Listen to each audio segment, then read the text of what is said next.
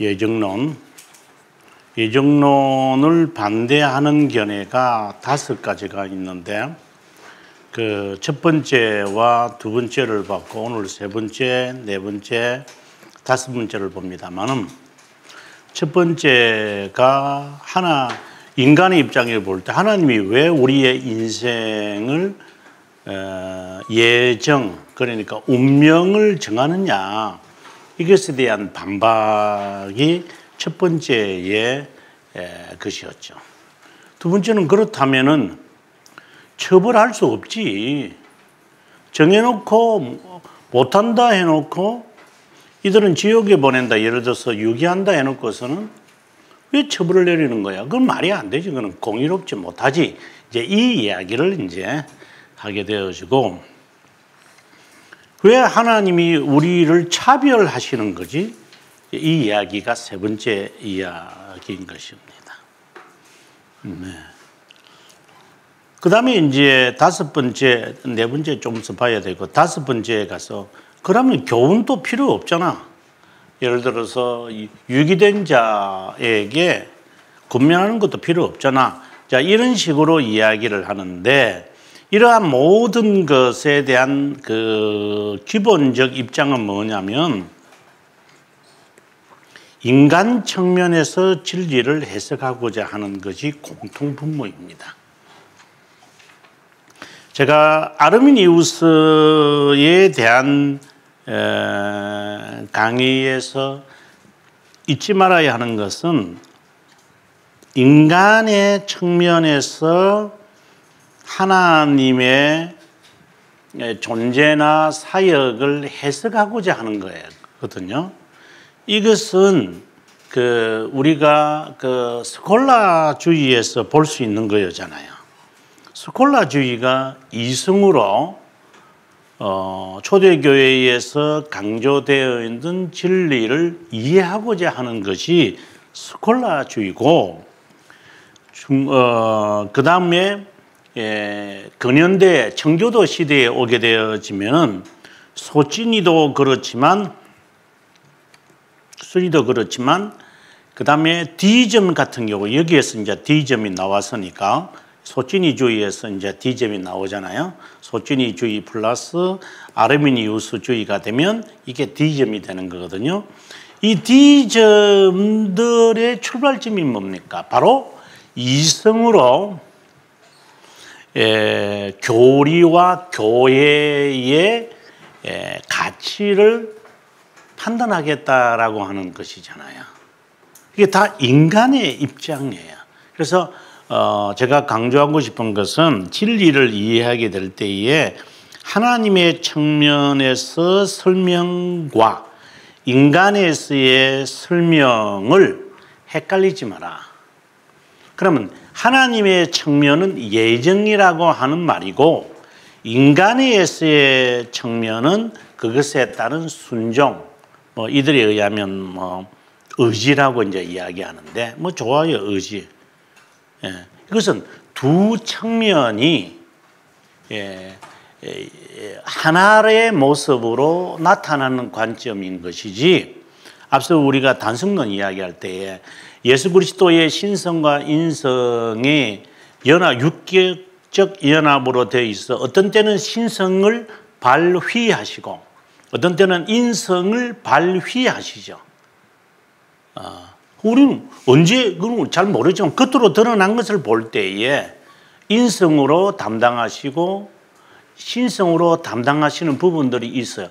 그런 것처럼 하나님의 이 말씀을, 우리가 기록된 말씀을 접근해 갈 때도 이 양 측면으로 어떤 때는 하나님의 측면에서 보고 인간의 측면에서 보는 것이 되어야지, 인간의 측면에서 다 보겠다고 한다면 이런 식으로 이제 뻗어나가는 거예요. 그래서 지금 이 예정론을 반대하는 것도 핵심적인 것은 인간의 측면에서, 하나님의 측면에서 본 구원의 진리를 해석해 보고자 하니 이해가 안 되잖아요.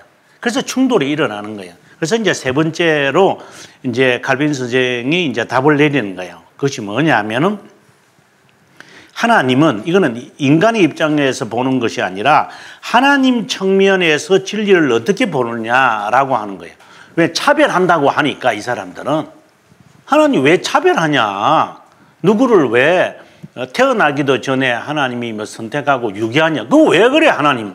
이런 식으로 말하니까 그것에 대해서 이제 칼빈이 대답을 하는 측면입니다. 하나님은 편파적으로 인격을 대하시는데 성경과 모순되지 아니하면 되든지 아니면 하나님의 선택에 공로를 염두에 두어야 한다고 주장한다. 하지만 성경에서 하나님께서 인격을 편파적으로 나타내시는 분이라고 할 때의 의미는 인간의 판단과는 다르다.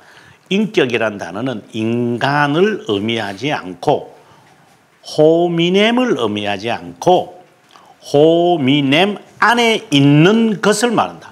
인간을 말하는 게 아니라 호미를 말하는 게 아니라 호미 안에 있는 것을 지금 페르소나를 지금 주님은 바라보는 것이다. 이 이야기를 칼빈이 합니다. 계속해서 다시 말하면 눈에 드러나는 것으로 호감, 은혜, 고결성을 일으키고 분노, 경멸, 불명예와 같은 것을 일으키는 것을 의미하는데 하나님은 외모로 보시지 않습니다. 하나님은 자유인이나 종에 대해서도 관심을 가지지 않습니다. 하나님은 공로에 염두 주지 않습니다. 선한 기쁨에 따라 기뻐하는 자를 아들로 다른 자를 버리시기로 정죄합니다. 이 선한 기쁨이란 뜻이 뭡니까? 이렇게 했을 때 칼빈 선생이 답을 내렸잖아요. 22장 1항에서 인간의 상상력을 내놓아라. 그러니까 인간의 측면에 서지 마라 이 말입니다. 그건 말이 안 되는 것 같아요. 이 문자적 뜻은. 그런데 이것은 우리가 단어를 빌려온 것이기 때문에 그 뜻을 지금 말하시는 것 같아요. 하나님께서 한 인간을 선택하시고 다른 자를 거절하신다는 사실은 그를 고려하지 않기 때문이 아니라 아주 핵심적인 단어죠. 자비함 때문이다 라고 하는 것. 하나님의 부르심은 나중에 이제 24항에서 자세하게 나타납니다. 하나님의 부르심, 이제 예정된 자를 하나님이 부르시잖아요. 그 부르심에 대한 이야기를 이제 17항까지 자세하게 설명해요. 그때가 사고요. 부르심은 육체를 따르지 않는다고 했는데 그 의미는 육체의 교만을 겸손하게 하심으로 인격에서 나오는 것임을 뜻합니다. 호의가 인격에서, 그러니까 호미넴이 아니라 페르소나이다 이 말입니다. 지난 시간에 삼위일체 설명하면서 제가 했던 것을 기억하셔야 되는데요. 하나님은 존재십니다. subsistent입니다. subsistent고 그 다음에 하나님의 것을 우리는 위격이라고 그럽니다. 그런데 겉으로 드러난 이 위격이 겉으로 드러납니다. 이것도 우리의 존재잖아요. 이거 존재니까. 그러나 겉으로 드러난 존재가 있어요. 이걸 우리는 substance라 그러잖아요. substance. 이것도 존재예요. 이게 부분이 아니라 이것도 존재고 이것도 존재예요. 이거는 위격이라는 말이고 이거는 본체라는 말이죠. 위격이라는 말이고 인격이라는 말이고 이거는 실존이라는 말이죠. 또 다른 말로는 다른 말로 하니까 존재다 이렇게 말을 합니다. 실존이라는 거죠. 에센스라는 말인데 지금 하나님은 에센스를 보시는 것도 아니고 여기에 서브스탄스를 보시는 것도 아니고 바로 존재 그 자체를 보시는 거예요. 페르소나를 보시는 거예요. 하나님이 페르소나이시기 때문에 나의 존재를 본다. 이렇게 보아야지 정확한 표현이. 지금 칼빈이 그 말을 하고 싶은 거예요. 그래서 하나님이 선택하실 때의 기준은 그의 존재를 보시며 이제 하나님은 판단하시는 것이다. 이렇게 이제 답을 내리는 거예요. 그것을 성경에서는 사람의 중심을 본다. 이렇게 말해요. 그래서 호미넴을 보는 게 아니라 호미넴 안에 있는 페르소나를 보시는 거다.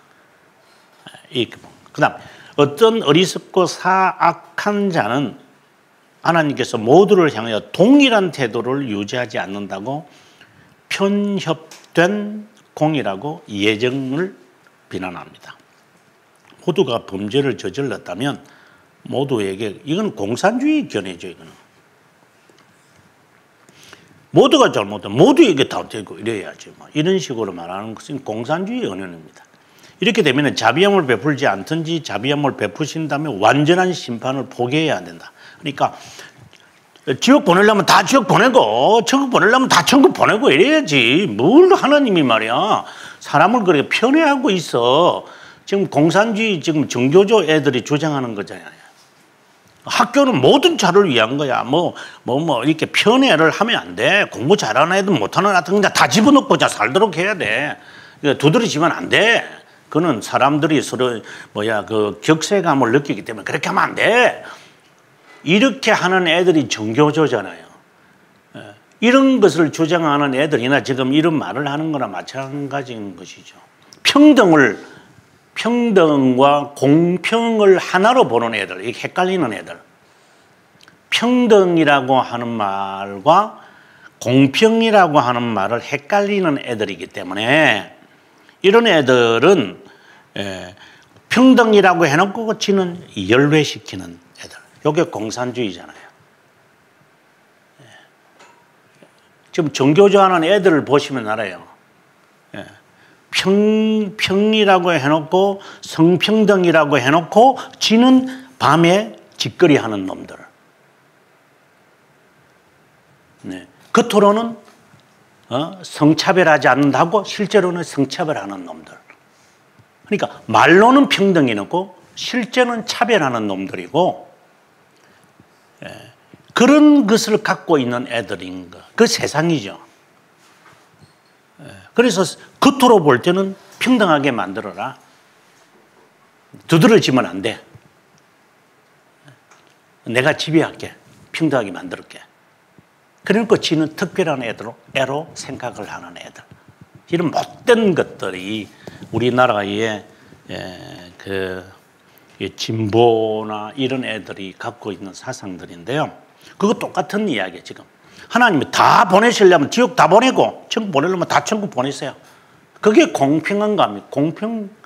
공평이 아니라 그는 평등을 주장하는 것이죠. 아주 조심해야 됩니다. 하지만 하나님은 하나님의 자비함은 일부를 구원하십니다. 모든 인간이 구원받아야 한다는 것은 자비함을 나타내지 말고 심판하지도 말고 모두 구원하라는 말입니다. 이것에 대해서 아우구스티누스는 뭐라고 대답을 하느냐? 최초의 인간 안의 모든 인류는 정죄하에 놓이게 되었기에 그 중 영예롭게 만들어지는 그릇은 그 자체의 의 때문이 아니라 오직 하나님의 자비함 때문이다. 하나님의 자비함 때문이다. 이 자비함이라는 말은 너무 중요한 단어인데 이 시간에는 설명을 하지 않겠습니다.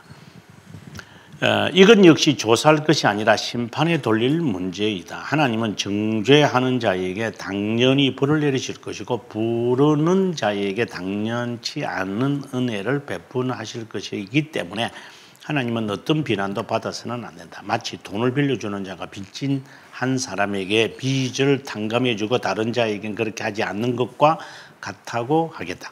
하나님은 자비롭기 때문에 바라는 자에게 호의를 나타내시고 공정한 재판장이시기 때문에 모두에게 호의를 나타내지 않는다. 당연히 받을 수 없는 일부에게 주실 때 그분은 무상적 호의를 나타낸다.